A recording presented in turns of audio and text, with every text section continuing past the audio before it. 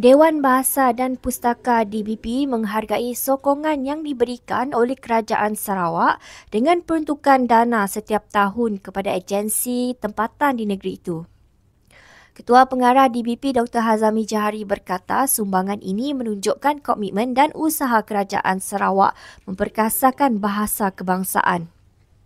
Menceritakan detik beliau memegang jawatan pengarah DBP Cawangan Sarawak dari tahun 2014 hingga 2018, katanya sumbangan dana daripada Kerajaan Sarawak telah menjadi tunjang yang penting dalam tempoh itu.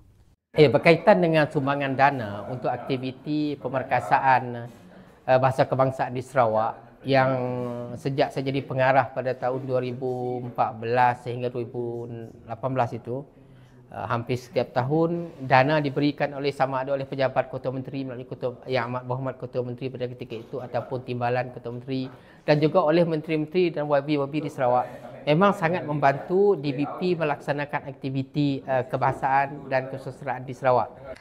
Hazami juga menyatakan bahawa inisiatif dan langkah serupa sepatutnya dicontohi oleh negeri-negeri lain di Malaysia. Katanya Kerajaan Sabah kini turut memberi sumbangan untuk memperkasakan bahasa kebangsaan melalui kerjasama dengan DBP dan agensi-agensi berkaitan. Dan sepatutnya hal yang sama boleh kita laksanakan di negeri-negeri lain. Dan saya dapat maklumat juga pengalaman kita di Sarawak ni saya telah panjangkan dengan rakan-rakan di Sabah dan negeri lain. Nampaknya rakan kita di Sabah sudah dapat hampir kaedah yang samalah. Yang Amat Berhormat Ketua Menteri Sabah pun turut membantu, YB Sana Menteri pun turut membantu.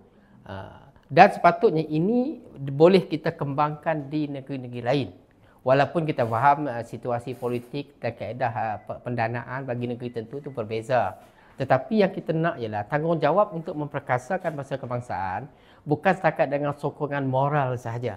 Barangkali sebagai tanda komitmen setiap kerajaan negeri mungkin boleh menyediakan sejumlah dana bagi membantu DBP ataupun mana-mana agensi ataupun pertubuhan bukan kerajaan yang nak melaksanakan kegiatan memperkasakan bahasa kebangsaan. Beliau menjelaskan bahawa pemerkasaan bahasa kebangsaan adalah asas pembinaan negara bangsa yang kukuh. Kerana tanpa bahasa yang kuat, tanpa bahasa yang jitu, kita tidak akan dapat membina ketamadunan yang tinggi kerana ilmu itu asasnya ialah bahasa. Persatuan, penyatuan, kefahaman, kesaksamaan budaya itu asasnya ialah bahasa. Sebab itu kami memegang bahasa jiwa bangsa. Jadi idea ataupun kaedah yang telah kita laksanakan di Sarawak satu ketika dulu dan diteruskan oleh pengarah kita yang sekarang ni, iaitu kerjasama erat antara kerajaan negeri melalui sumbangan dana, patutnya menjadi contoh dan dapat kita kembangkan. Dan ini harapan saya sebagai ketua pengarah juga, supaya setiap kerajaan negeri memberi komitmen yang sama.